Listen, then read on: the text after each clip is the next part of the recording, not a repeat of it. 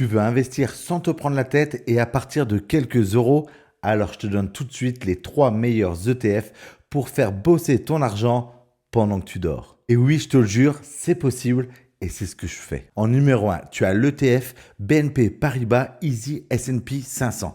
Un nom barbare pour dire que tu peux investir dans les 500 plus grandes entreprises américaines avec comme par exemple Apple, Meta, Amazon, Netflix, etc. et beaucoup d'autres en une seule ligne, en un seul achat et à partir de 25 euros. Et l'énorme avantage, c'est que tu es tout de suite diversifié dans 500 entreprises.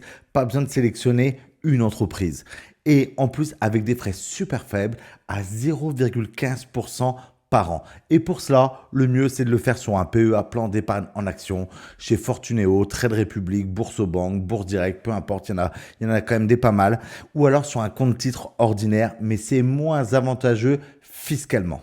Fais toujours le PEA en premier. Mais comme je le dis toujours à ceux que j'accompagne en coaching pour se lancer en bourse, il faut toujours se diversifier. Et avec un ETF S&P 500, on investit du coup uniquement aux États-Unis.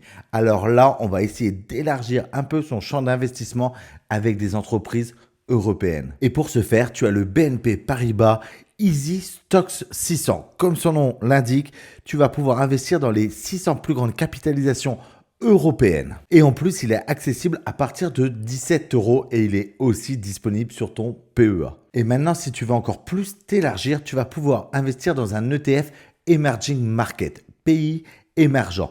Et là, tu vas pouvoir investir dans 23 pays dits non développés au travers le monde, comme la Chine, le Brésil, l'Inde, la Corée du Sud et Taïwan. Et pourquoi pas bénéficier de leur développement dans le futur. Et pour cela, tu as le Amundi PEA MSCI Emerging Market ESG Leader avec des frais à 0,30%, un petit peu plus cher que les deux autres, mais un prix de part aussi très accessible. Et tout dépend de la combinaison que tu fais. Mais par le passé, ce genre d'ETF ont fait en moyenne annuelle de rendement entre plus 7% et plus 10%. Après les performances passées, ne préjuge jamais des performances futures. Et si ça t'intéresse de te lancer dans l'investissement sans faire n'importe quoi ou d'optimiser ta stratégie, alors va voir mes vidéos longues sur ma chaîne YouTube Monsieur Pierrick où tu me laisses un commentaire. Je suis sûr que je peux t'aider.